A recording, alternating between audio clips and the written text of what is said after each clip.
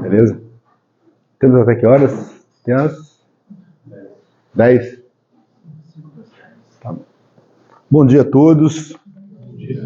Prazer estar aqui com vocês nesse domingo espetacular, né? Hoje está um domingo bacana, né? Para a gente começar bem aqui na casa, né? E depois aproveitar o domingo aí com a família, com todos, né? Nos parques e tudo mais. E é nesse clima, né? De domingo, de paz, né? Depois dessa preparação tão gostosa, eu dei uma viajada ali na preparação, né? Que a gente começa a passar, ele é um filme da vida, né? Das coisas, dos fatos que vem acontecendo, e isso é muito bom, né? Eu penso que essa leitura do Evangelho é muito legal no início.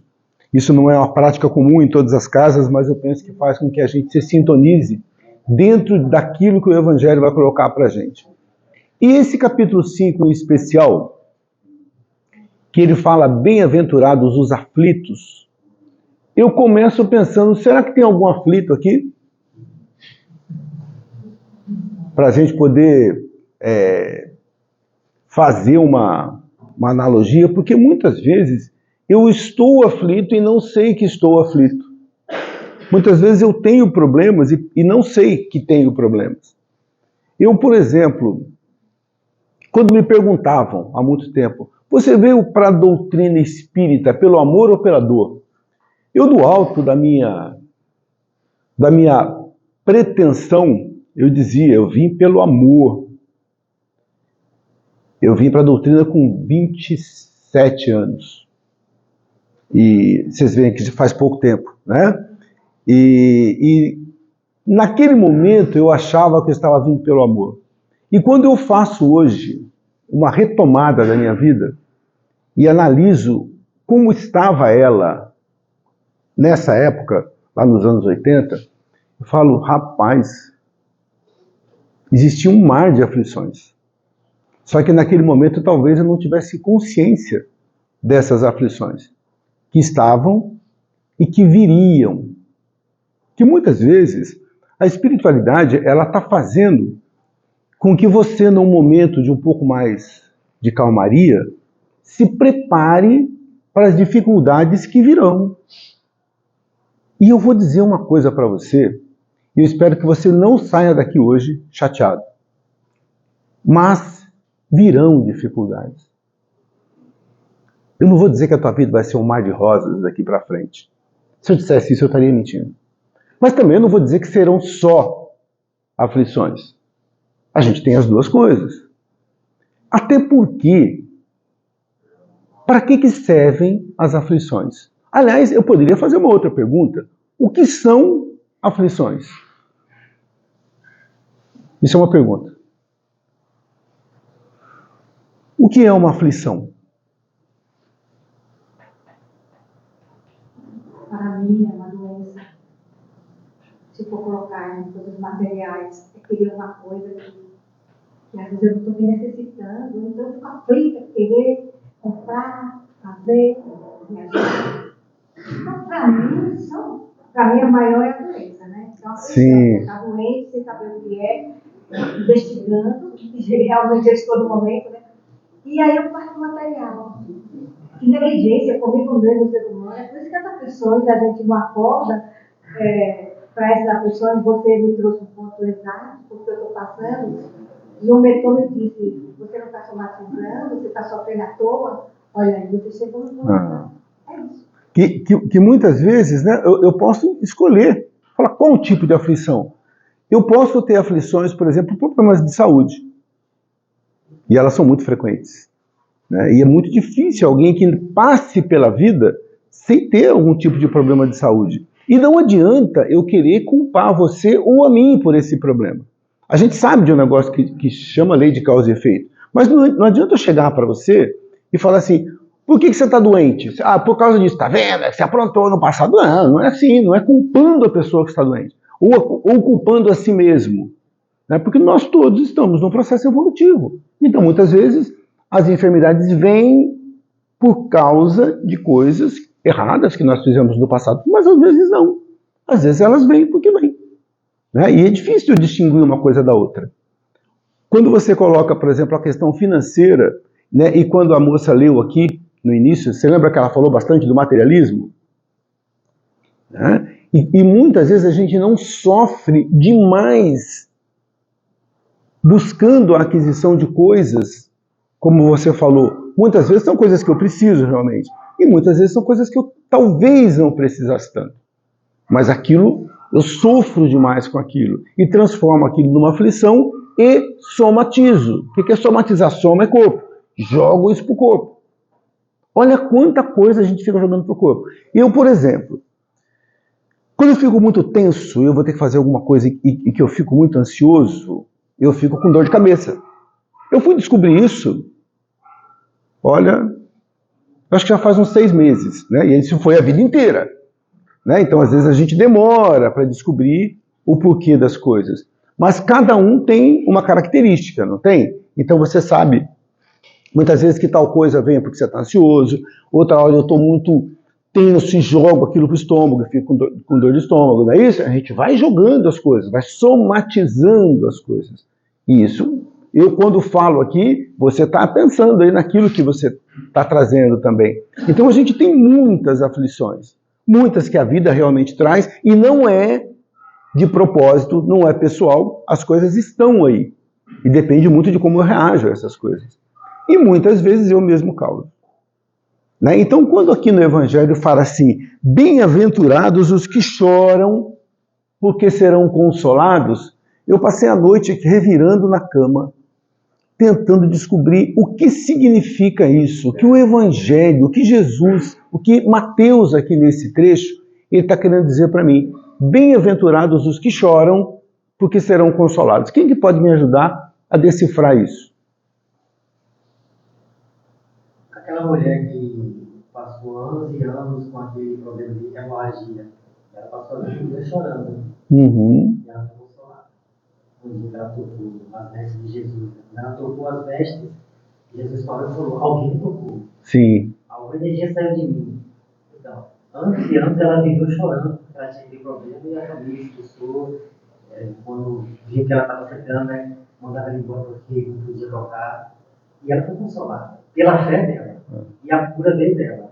Ela achando que tocando, ela acreditava naquilo. Coisa que é uma das passagens mais belas. Eu nem ligava nisso, mas foi uma das passagens mais belas que hoje eu não percebia, mas hoje eu percebi.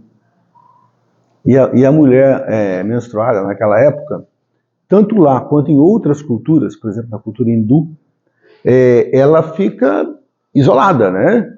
Ela fica isolada, é como se ela estivesse impura naquele momento. Então, além de um sofrimento físico, um sofrimento psicológico, né, que ela passou ali. O que mais?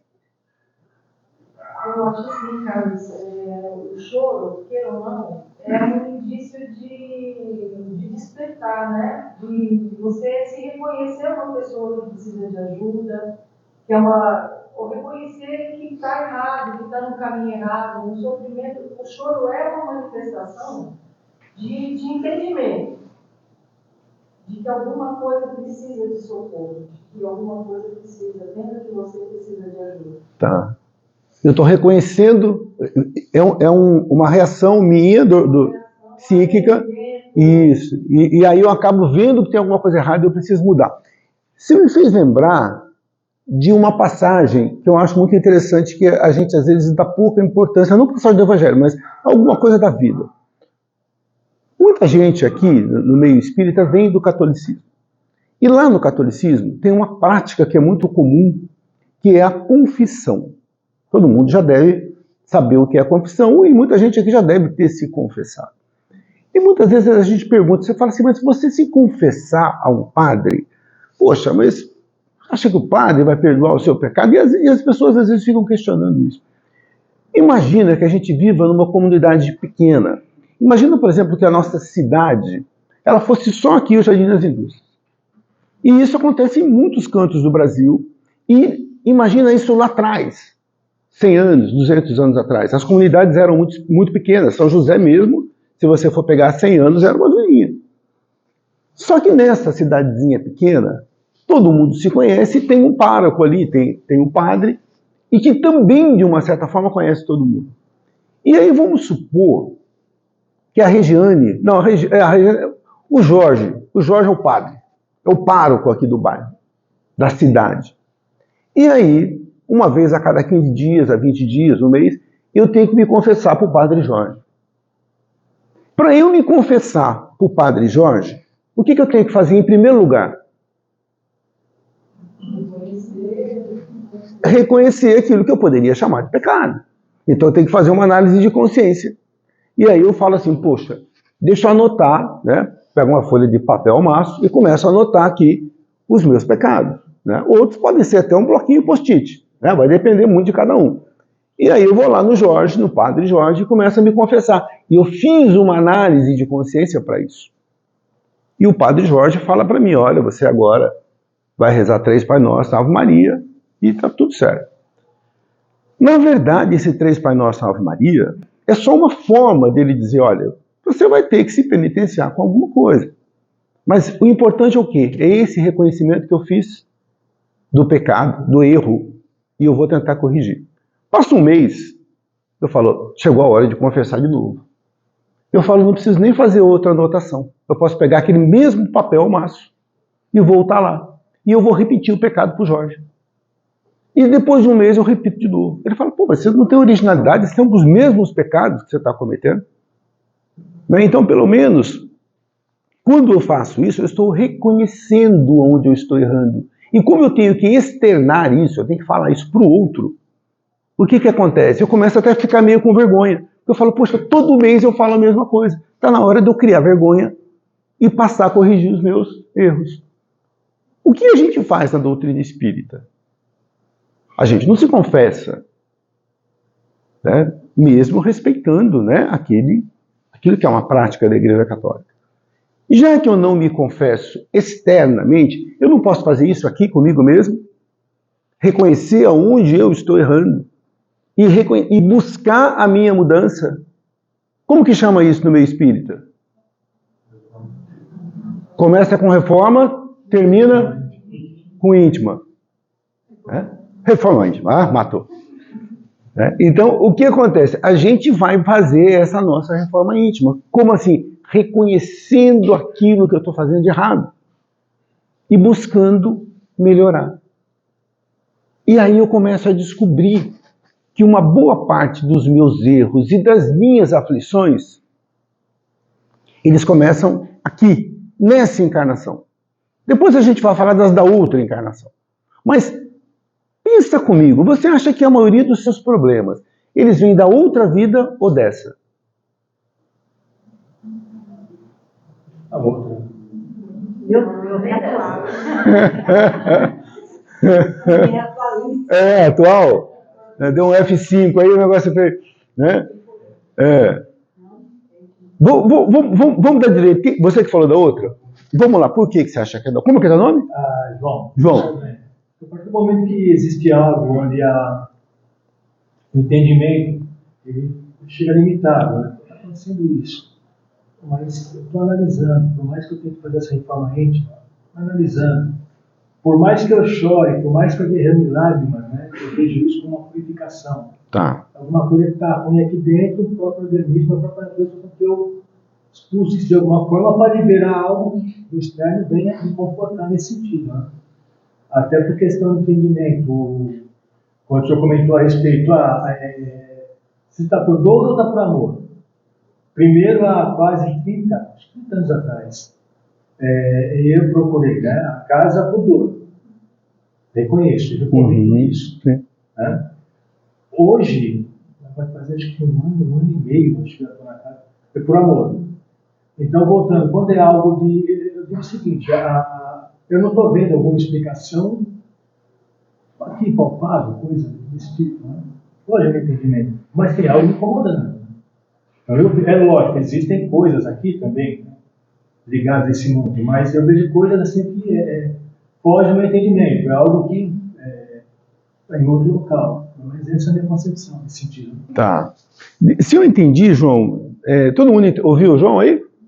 Se eu entendi, Você está dizendo que muitas coisas que eu sofro hoje Sim, são de outras vidas, mas com causa na minha condição espiritual, sim, sim. né? Por causa da minha evolução que vem caminhando, né? Então hoje aqui eu estou sofrendo por causa da evolução, né? Por causa disso, né? Beleza. Processo. Quem que falou que é dessa vida? Você? Você? Bastante. Pega você aqui. Por que você acha que é tudo dessa vida? Eu acho que já fiz tanta besteira, Léo da outra, então. aí acumulou.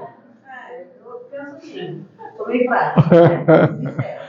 Sim. Essa vida, eu tenho essa vida na minha mão. Tá. Agradeço que penso, né? Que tenho essa encarnação para viver. Então eu vou focar nessa. O Sim. que eu sei de mim? Eu sei o que eu fiz. Então, meus problemas estão bem aqui nessa vida mesmo. Fala a verdade, das outras não quero nem saber. Não quer nem ter ideia do que aconteceu. Não, quero fazer direito agora. Tá. Quem mais que tinha falado aí que é dessa? Como que é teu nome? É. Benedito. Benedita inibiu o resto. Tá vendo? Fala. Eu acredito que pelo princípio espiritual das leis reencarnacionistas, as bem-aventuranças nos ajudaram e vem nos ajudando até hoje, biblicamente falando, através de Deus. No nosso Evangelho segundo o Espiritismo de Kardec, no seu capítulo 5, ele fala sobre bem-aventurados aflitos. E aí ele fala a causa do nosso sofrimento, do nosso sacrifício, porque está faltando de nós amar a si mesmo, o nosso diálogo, autor da nossa renovação e da critério de nós mesmos. Tudo está ligado intimamente à nossa plenitude de consciência pelo princípio da reencarnação. No resto da dúvida, que bem respondente, nós encarnamos nesse planeta de prova e de expiação. Nós viemos para evoluir. Esses tropeços, essas aparentemente dificuldades, é porque ainda vivemos na sombra da ignorância de vidas passadas. E essa tomada de consciência vai nos libertando para poder evoluir. Nenhum ser humano evolui se não passar por esse planeta. Nenhum ser humano evolui se eu não chegar aqui com as lágrimas rolar, não somente pelo coraçãozinho, mas pela face. Por quê? Porque o choro não é só de cunho emocional, mas ele traz a desenvoltura do crescimento e do alerta da vida e da vida saudável pelos nossos próprios atos. Nossos atos. Por isso que nós somos exteriormente modernos, interiormente carnal, porque não tomamos consciência. Bacana. Muito feliz pelo oportunidade. Que isso, maravilhoso. Como que é seu nome? Manuel. Manuel. Emanuel, quase, hein? Muito bom. Boa participação. Pois não. Não são nossas escolhas, não é do passado, nos encarnos, falam nessa minha escolha da 20 anos atrás, há 30, Sim. que hoje eu posso estar sofrendo. Uhum. E eu não percebi. Sim. Então, para mim, são minhas escolhas no passado, que eu digo, não é no passado, mas no passado há 20 anos, há 10 anos, que hoje eu posso dizer que tem algum sofrimento, senão não teria. Tá. Então, eu sou culpa minha. Tá. O que a gente está falando? O que a gente está falando aqui é o seguinte, ó. Se alguém disse para você, juntando tudo que a gente falou aqui, que você tem muitas vidas, você entendeu errado. Você não tem muitas vidas. Você tem uma vida só. E você tem várias existências, várias encarnações. O espírito, ele tem uma trajetória. E essa trajetória do espírito, horas ele está encarnado e horas ele está desencarnado. Então, o que acontece? Quem eu sou hoje? Eu sou fruto de tudo aquilo que eu vivi em todas as minhas vidas. Então, muitos defeitos que eu trago, eles são ainda defeitos, problemas a serem resolvidos, a serem lapidados. Todos nós somos joias que estamos no processo de lapidação. E isso acontece em várias vidas. Então, se eu sou alguém, por exemplo, vamos pegar um defeito aqui, que eu acho que não deve ser o caso aqui nosso, então a gente pode falar tranquilo nisso. Eu sou muito orgulhoso. Não é o caso de ninguém aqui, certo? Né? Então vamos supor que eu seja muito orgulhoso. Esse orgulho é algo do espírito. Isso vem de todas as minhas existências, né? E o que acontece? Nessa vida, quando eu faço aquele recorte, né, dessa vida, eu vou falar assim, poxa, eu perdi tal coisa, tal coisa, tal coisa há 20 anos. Né? Por quê? Então eu começo a lembrar dessa vida. Mas, como disse o João, isso é algo que vem do espírito. Então não tem esse certo ou aquele errado. Muitas coisas eu lembro e sei que eu cometi a bobagem nessa vida, como você falou. Mas é claro que se eu cometi aquela bobagem é porque eu, espírito, ainda não tinha resolvido aquelas questões. Então, quando eu olho como um todo, eu dou razão para as duas. Certo? Agora, o que é importante a gente notar? Que tem muitas coisas que a gente adquiriu nessa existência e às vezes fica atribuindo, quando a gente está falando, por exemplo, em diferenças. Tá? Eu olho para uma pessoa, por exemplo, e falo assim, eu não fui com a cara do João. Desculpa, não é brincadeira, viu, João? Fui sim. Não fui com a cara do João. Mas por que eu não fui com a cara do João? Porque o João tem uma vibração que é diferente da minha, muitas vezes. E aí eu chego num ambiente de trabalho, vamos supor que a gente está aqui numa sessão do nosso trabalho. E o João, ele entrou aqui há 3 meses e eu estou aqui há 10 anos. E de repente, eu vejo o João já tomando um cafezinho com o chefe. Fala, como está acontecendo isso? E pior, o chefe riu da piada dele. Isso é grave. Entendeu? Porque a minha ele não ri. E eu estou aqui há 10 anos. E eu começo a falar assim, olha, esse João, rapaz, não me caiu bem. Eu acho que em outra vida nós tivemos dificuldades. É nada. É agora que eu estou tendo com o João o quê? Um negócio chamado ciúme. Só que conscientemente, às vezes, eu não consigo detectar isso. Mas no inconsciente eu sei que alguma coisa não está caindo bem. E eu começo a jogar isso para outras vidas. E não tem que jogar. Porque tem muitas coisas que a gente faz aqui, nessa encarnação, que são escolhas. E eu fico achando que tudo o que acontece foi porque Deus impôs, a vida impôs. Senão eu não teria livre-arbítrio. Então tem muitas coisas que me são impostas realmente. Mas muitas coisas eu escolho. Por exemplo, você escolheu estar aqui hoje de manhã. Se você não quisesse estar aqui, você não estaria. E tem muitas e muitas coisas na tua vida que você escolheu. Não é assim? Então, é a gente observar que muitas escolhas que eu fiz lá atrás, você sabe aquela intuiçãozinha que você tem e que está o anjinho ou o diabinho está falando, não faz isso. E você está falando, eu vou fazer. Já aconteceu isso com você? De você se aproximar de uma pessoa e está aqui aquela intuiçãozinha falando assim, não vai que é gelada. E você fala assim, não, eu vou. E você vai. E o que acontece? Ué, foi uma escolha que você fez. Não estava no seu planejamento aquilo, mas você fez. Então, quando a gente ouve as nossas intuições, e intuição não é uma coisa que você para e fala, deixa eu pensar, o que é intuição? Não, a intuição vem. Não dá para você chamar a intuição. Ela vem. Então, ouça as suas intuições. Aí a gente vai começar a fazer escolhas um pouco mais acertadas, porque existe um negócio chamado lei de causa e efeito. O que é lei de causa e efeito? Não é ação e reação. Ação e reação bateu, levou. Não é isso que a gente está falando. A gente está falando de causa e efeito. Tudo aquilo que eu faço vai gerar uma consequência na minha vida. Você já reparou? Isso não é conversa de espírita. Isso é normal na vida. Tudo que eu faço vai gerar uma consequência. Você está pensando só no lado ruim? Não, tem um lado bom também. Né? Por exemplo, uma palavra que as pessoas gostam muito de usar hoje, principalmente no meio corporativo, é network, que é uma rede de apoio. Né? Você já parou para pensar o que essa rede de apoio significa na sua vida? E quando que você constrói rede de apoio? No dia a dia, não é quando a barriga está doendo. Sabe aquele cara que só vai só te procura quando está passando alguma dificuldade? Não tem alguém assim? A gente não faz isso com ninguém, mas tem pessoas que fazem isso com a gente.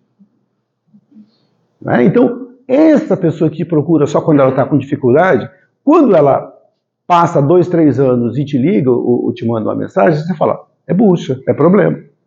Você já não dá atenção para ela, porque ela não está construindo o network, não está construindo a sua rede de apoio. Então a gente vai ter que construir essa nossa rede de apoio. Encarnados e no meio dos desencarnados. Você concorda que você tem os seus mentores espirituais? Você já ouviu ele falando com você? Já? Todo mundo ouviu? Parece conversa de louco, né? Uma coisa que eu ia fazer. Aí Isso.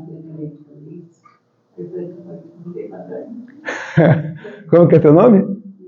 A Luzia. A Luzia falou que o mentor dela falou que ela ia fazer alguma coisa e o mentor falou, você não tem direito de fazer isso. E aí ela não fez. Tá? O mentor espiritual ele pode ser também a voz da minha própria consciência. Não sei porquê. Eu não tinha vontade de fazer. E o mentor, às vezes, ele até desiste da gente, né? Porque eu não quero... Eu vou fazer algumas coisas, às vezes, sabe aquelas tentações que a gente tem? E que você não quer nem a interferência do mentor espiritual? Você fala, isso aqui eu estou com muita vontade de fazer. Eu sei que está errado, e o mentor está berrando, você fala assim, ó, não estou ouvindo, estou com fone de ouvido. E você, então, você vai arcar com as consequências. Então, a gente tem toda uma espiritualidade que está agindo.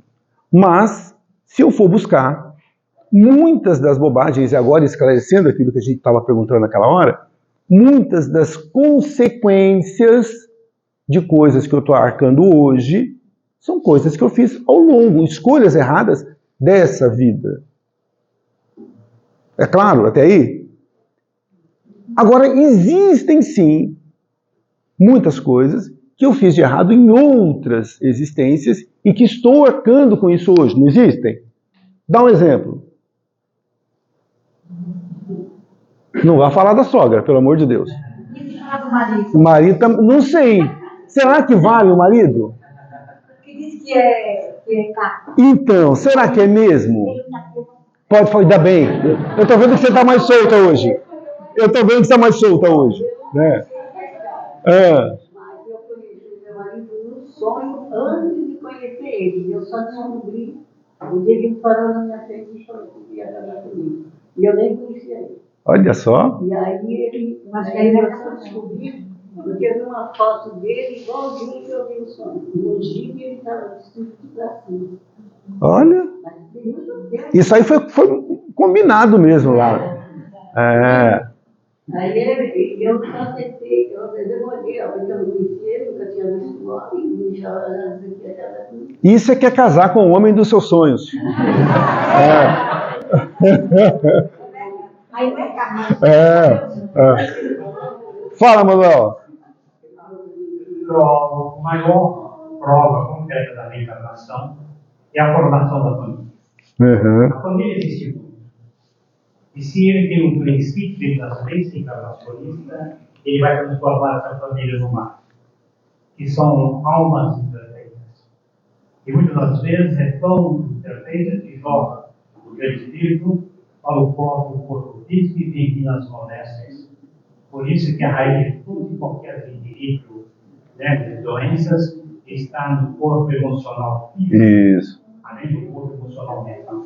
São as doenças psicossomáticas, né? Essa psicossomática é uma questão de onde existe até literatura, seguido e espiritualidade.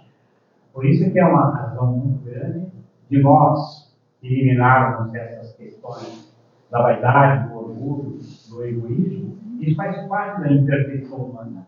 É nós precisarmos, é estudar. Tem aí o livro dos Espíritos, o livro dos Médicos, o próprio Evangelho, segundo o Espiritismo da Terra, o céu e o inferno, as vamos acompanhar. Sim. Daquele grande recorte que tem aí a obra da terapia, nosso lar, ação e reação. Né? Parabéns. Você pega, por exemplo, a questão, fechando a questão do casamento, né? Ela perguntou se o marido pode ser karma. Pode ou não ser. Porque você concorda que o casamento, ele tem muito a ver com escolhas. Você fez aquela escolha. Ou no plano espiritual, ou aqui. Tá? Por isso que eu falo, ouça as suas intuições. Eu gosto de dar um exemplo bacana. Existe um capítulo do Evangelho dedicado a isso. Mas quando a gente pega, por exemplo, vamos supor que lá no plano espiritual, eu combinei de casar com a Jurema. Eu inventei o nome aqui. Com a Jurema, é que tem uma preletora chamada Jurema, né? Não é aquela Jurema, tá?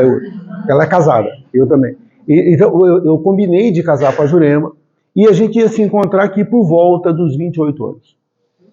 Então isso é algo que eu tenho aqui, intuitivo, que eu vou encontrar a Jurema e talvez aconteça aquilo quando você falou, sabe? Você bate o olho e você fala, puxa, é essa. Né? Então, e muitas pessoas não vão nem conseguir explicar. E vão olhar para você e falar assim, puxa, mas a fulana é mais bonita, a ciclana, não é isso que a gente ouve? Não, mas é essa que eu quero. Né? É essa, mesmo com... Só que, aos 22, eu me deixo envolver por outra pessoa. E pode acontecer. E aí, essa outra pessoa, mesmo com o meu mentor dizendo não entra, eu me apaixono, eu posso me apaixonar. Estou falando de paixão, estou falando de atração física. E eu falo aqui. E aí eu me precipito e caso com essa pessoa antes. Pode acontecer isso? Claro que pode. Porque eu tenho um negócio chamado livre-arbítrio. Significa que esse casamento não vai dar certo? Então, não, mas o seu foi do sonho. O seu casou certinho. O seu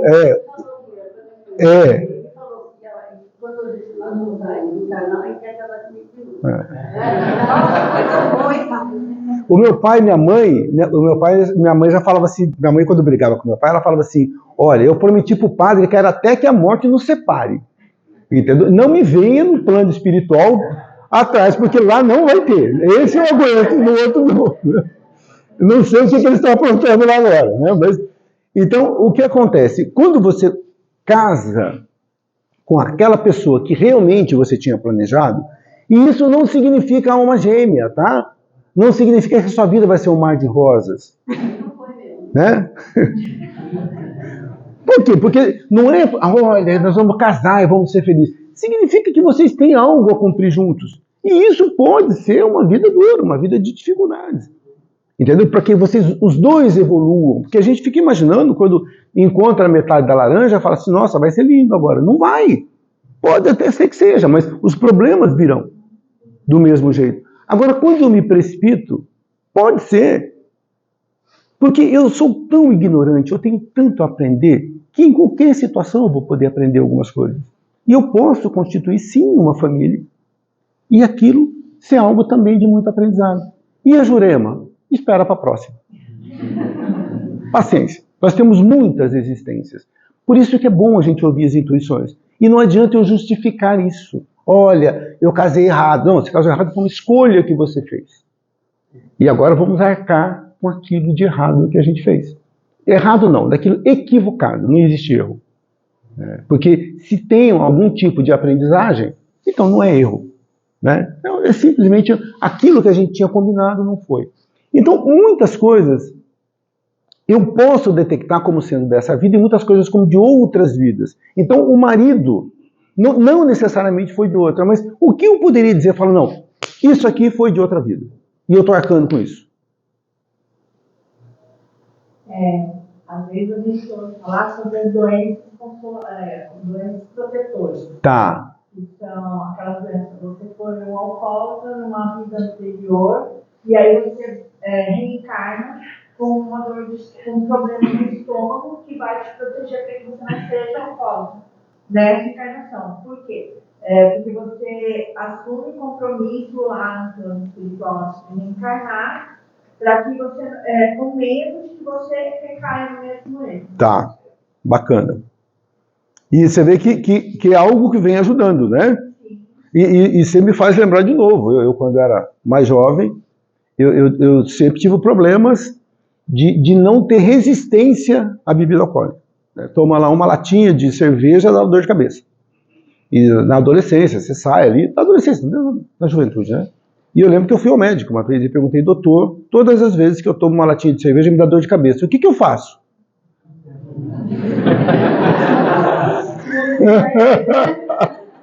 Adivinha a resposta, né? E por isso que eu acho um absurdo hoje a pessoa tomar um remédio para beber. Né? Você fala, vou tomar um remédio para encher a cara. Então eu falo, puxa, isso é um absurdo, porque eu estou tomando algo que vai contra a minha natureza. Né? Então não teria necessidade disso. Então, às vezes o próprio corpo, né, ele se protege. Mas existem coisas, por exemplo, que eu escolho e coisas que eu não escolho conscientemente. Então, às vezes, eu venho com uma enfermidade de nascença. Sim, como é que respondeu? Não bebe. Não beba. Né? Falou, pô, se a cerveja está te fazendo mal, não toma cerveja e está tudo certo. Eu acho que algumas afinidades, caráter, afinidades, eu sinto desde criança, né, ao longo da vida, que não tem explicação no meio cultural, no meio familiar. E aquilo que eu decidi desenvolver ou não melhorar essa habilidade. É algo que eu acho que está concedido, mas tratado de outras vidas. Tá. Algumas habilidades, né? Outras eu tive que desenvolver mesmo. Sim, sim. Mas são afinidades ligadas à cultura, ligadas ao idioma, ligadas a outras coisas que não tem explicação no meu método familiar. Uhum. Eu vejo que isso, a minha irmã é diferente outras, meu irmão, isso também outros, né? A mesma família. Como explicar isso, né? Eu acho que isso pode ter vindo de outras culturas também. Tá. Algumas facilidades, algumas afinidades, né? Com algumas pessoas, isso também, né? A gente nota. Né? Tem várias coisinhas, né? Que é só você parar e se observar. Observe-se a você mesmo, né? Observe-se a você mesmo, é meio redundante, mas observe-se. Que você vai ver que muitas coisas que você apresenta, né, elas vêm de outras vidas. E uma outra coisa que é muito importante é quando a gente está nesse papel do observador, você procure fazer um exercício, saia de você mesmo. E observe aquilo que você está fazendo. Você vai observar que a tua mente, ela está te dando muitas dicas. Por exemplo, quando eu bocejo, significa o quê? Que eu estou com sono. Quando a barriga ronca, significa o quê? Que eu estou com fome. O meu corpo que está dando sinais. E a mente, ela também não dá sinais, muitas vezes, de coisas que, poxa, olha, eu estou muito estressado por isso. Mas por quê? Então, ela está dizendo, olha, você está fazendo isso demais.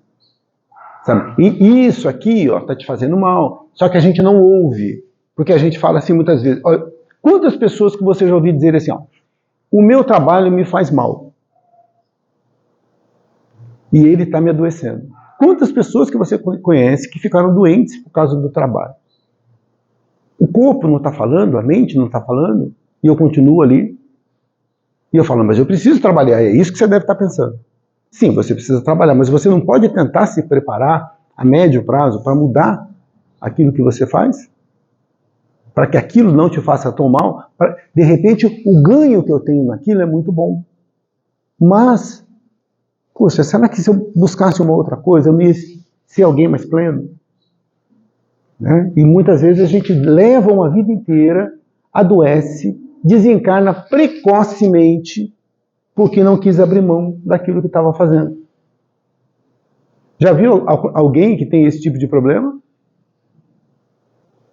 Né? Então é importante que a gente observe isso. E é claro que eu não mudo a minha profissão do dia para a noite. E nem estamos falando de profissão, às vezes é o próprio ambiente de trabalho.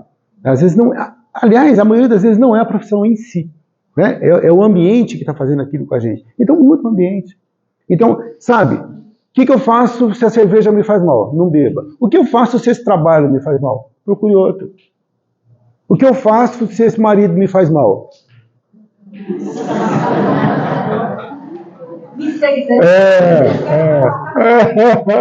te falar, não tem conhecimento da bola. É melhor assim, viu? Esse marido que me faz mal, essa esposa que me faz mal, será que eu também não faço mal para ela? Não tem jeito de resposta. Gente, eu acho que o meu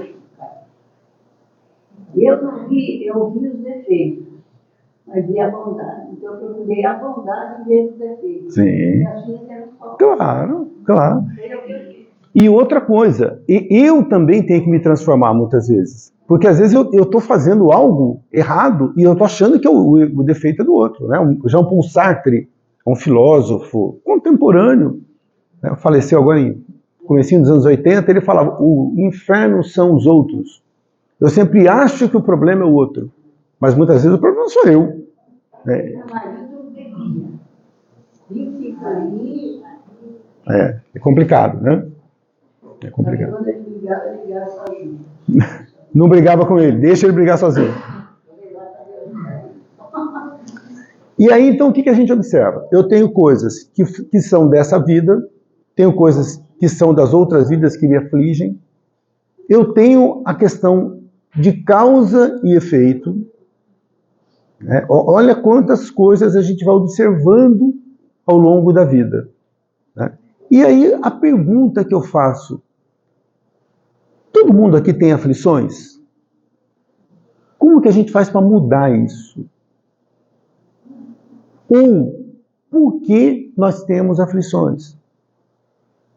A questão não é o problema. Existe aqui no irmão Rodolfo a entrevista, que às vezes acaba virando atendimento fraterno. Todo mundo aqui já passou pela entrevista. E eu costumo dizer que o papel de quem é o entrevistador, ele é muito legal. Eu não sei se alguém aqui já foi o entrevistador.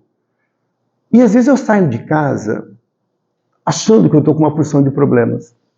E eu chego na casa espírita e vou ser o entrevistador. E aí você vem e me conta seus problemas. Eu falo, rapaz, estou até com vergonha daquele problema meu. Né? Aí sai aquele, vem o outro e me conta os problemas dele. Aí vem o outro e me conta. Primeiro que eu estou inteirado agora dos babados da casa, né? Eu sei. Mas o que acontece? Eu fico pensando que, por que o trabalho do entrevistador é legal? Porque te abre para um negócio chamado altruísmo. Eu descubro que não sou só eu que tenho problemas. Todos têm problemas. E o problema, como eu disse no início, ele não é algo pessoal, não é algo que a espiritualidade coloca para você. O problema está ali. Se eu sair daqui agora, pegar a avenida e tiver um buraco na avenida, aquele buraco é só para mim? Não, é para todo mundo que passa ali. E cada um vai se comportar de uma forma com aquele buraco. Um não vai ver o buraco e vai pisar no buraco. Outro vai ver e vai desviar. Outro vai xingar o prefeito. Então cada um vai agir de uma forma. Mas o buraco está lá. Então o problema está lá e a questão não é o problema em si, é como eu vou agir mediante aquela dificuldade. O mesmo Jean-Paul Sartre, ele vai dizer assim, não importa o que a vida fez com você, o que importa é o que você fez com o que a vida fez com você. Ou seja, como que eu reagi àquilo que me aconteceu. Porque aflição todo mundo tem. Como que eu estou reagindo às minhas aflições? Será que eu fico reclamando o dia inteiro? Será que eu fico xingando o dia inteiro? Ou eu estou aproveitando aquilo para assimilar alguma coisa para mim?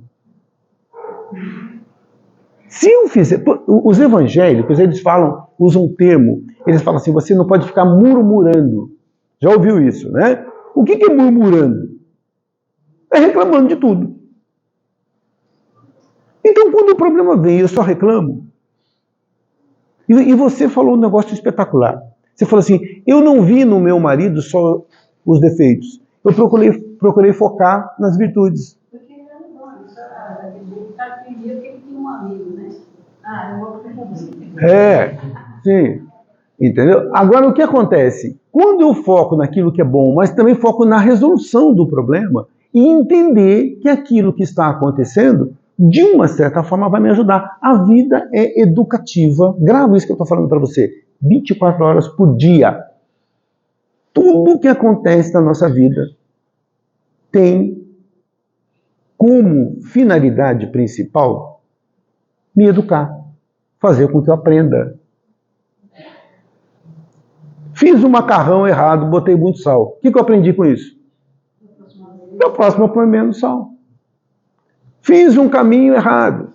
Da próxima vez eu vou estudar para fazer o caminho certo. Fiz uma escolha errada, não tem problema. Eu vou ter outra oportunidade e vou buscar com mais tranquilidade. O que não posso é ficar fazendo sempre a mesma escolha. Sempre errando do mesmo jeito. Porque aí eu não estou aprendendo. Eu só estou xingando e fazendo de novo. Não dá para eu ter um bolo diferente com a mesma receita. Fez um bolo, não ficou bom, o que faz? Muda a receita. Ou você errou na hora de colocar lá os ingredientes, ou aquela receita não é boa. E às vezes eu estou querendo fazer um outro bolo com a mesma receita. Dá para fazer? Dá. Outro bolo com a mesma receita? É. Aí de repente a receita não deu certo naquele bolo específico, vai dar certo para outro. Não, mas vai sair o mesmo bolo, se é a mesma receita. Vamos mudar algum item, né? É. Mas de repente a receita deve ser a lógica. A lógica, né? Pode ser que o jeito de fazer mude, mas alguma coisa. Mas se aquele bolo eu fiz certinho, com aquela receita, eu fiz do jeitinho que estava, eu não gostei, eu vou botar um outro ingrediente e vou mudar para que as coisas possam se transformar. Porém, com qualidade diferente. Também. Estou vendo que de bolo vocês entendem bastante. Eu penso assim, de repente eu não tenho habilidade de fazer bolo, entendeu? De repente eu vou na padaria e compro um bolo. Aí você me perguntando, mas peraí, eu não gosto nem de fazer bolo. Então, tem essa opção também. Tem. Eu te digo a chato, né? Você confessa com o padre, né? Nossa, a pessoa não muda, né? Eu acho que ainda tem essa possibilidade. Sim, de deixar aquilo para depois, né? Muito. Mas então é muito a gente analisar as nossas atitudes, né? Poxa, o que eu estou fazendo? Será que eu estou fazendo da mesma forma que eu sempre fiz? Será que eu não posso mudar? E o que eu aprendo com tudo isso? E olha, quando a gente olha para trás, a gente fica observando, observa a tua vida. Faz uma retrospectiva aí de tudo aquilo que deu certo. Faz uma retrospectiva de tudo aquilo que deu errado. E depois que a gente vai ficando de cabelo branco, né, às vezes a gente se deita, está meio com sono, e vem na cabeça algumas coisas, né? Você vai falando, não precisa ter cabelo branco não, o pessoal de cabelo preto pode fazer isso também, né? E você fala, puxa, olha, aquilo que eu achava que era algo que tinha dado errado, na verdade aquilo deu certo. Eu achei que naquele momento que estava errado, mas depois aquilo estava certo. Então, muitas vezes a gente só não entendeu, né, aquilo que estava acontecendo.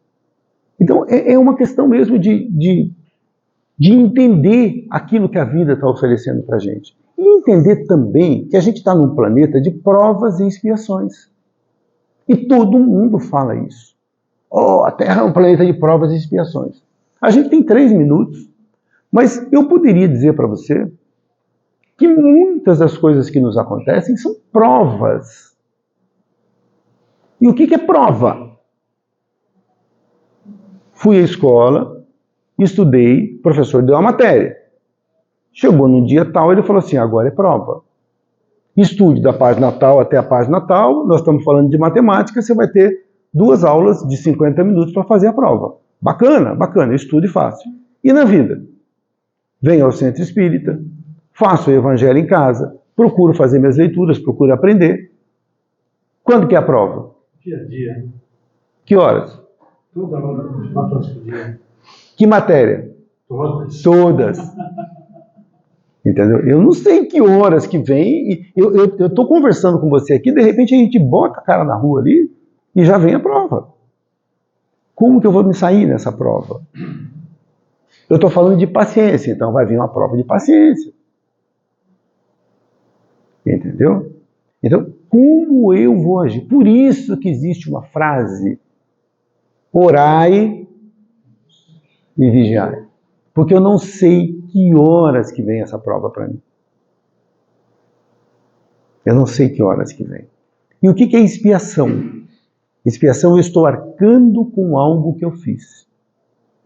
Ponto. Pode ser nessa vida, pode ser em outra. Eu estou resgatando.